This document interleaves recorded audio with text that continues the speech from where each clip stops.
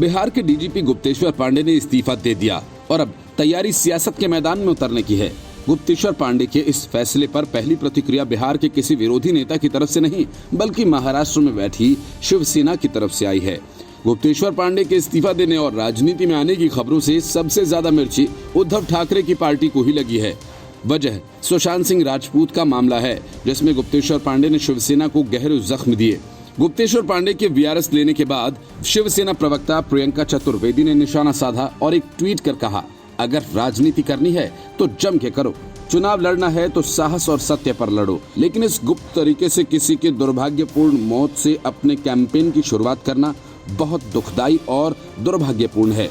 केवल यही नहीं, बल्कि इसी के साथ प्रियंका चतुर्वेदी ने लिखा कि भगवान आपको सफलता से पहले सद्बुद्धि दे, यही मनोकामना है।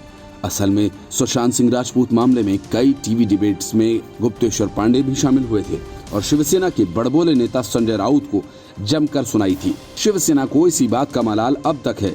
बिहार के डीजीपी गुप्तेश्वर पांडे ने यूं ही अपना इस्तीफा नहीं दिया, इस बार वह कदम फूंक फूंक कर रख रहे हैं। वजह साफ है कि 2009 में जब उन्होंने इस्तीफा दिया था तो लोकसभा का चुनाव नहीं लड़ पाए थे। उस समय उनकी बात बीजेपी से फाइनल हुई थी। अब जब दूध के जले हैं तो छाछ भी फूंक फूंक कर ही पिएंगे। 2009 में उन्होंने बड़ा रिस्क लिया था।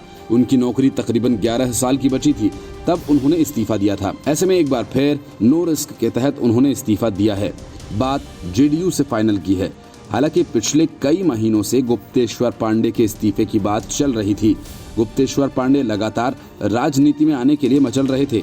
2 दिन पहले जब वह बक्सर गए और वहां के जेडीयू जिला अध्यक्ष से मुलाकात की, तभी सभी बातें साफ हो गईं कि गुप्तेश्वर पांडे अपनी अगली पारी राजनीति में शुरू करने वाले हैं।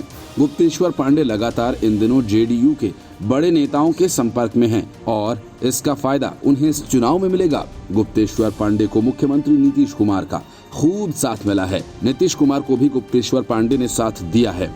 31 जनवरी 2019 से पहले जब वह बिहार के डीजीपी नहीं थे, तब उन्होंने पूरे बिहार में शराबबंदी को लेकर मुहिम चलाई थी, जो काफी हद तक सफल रही थी। माना जाता है कि नीतीश ने इससे खुश होकर गुप्तेश्वर पांडे को डीजीपी पद का तोहफा दिया था। हाल ही में जब सुशांत सिंह राजपूत मामले में रिया चक्रवर्ती ने नीतीश कुमार को लेकर टिप्पणी की थी, तो गुप्तेश्वर पांडे ने रिया चक्रवर्ती को औकात में रहने की नसीहत तक दे दी थी।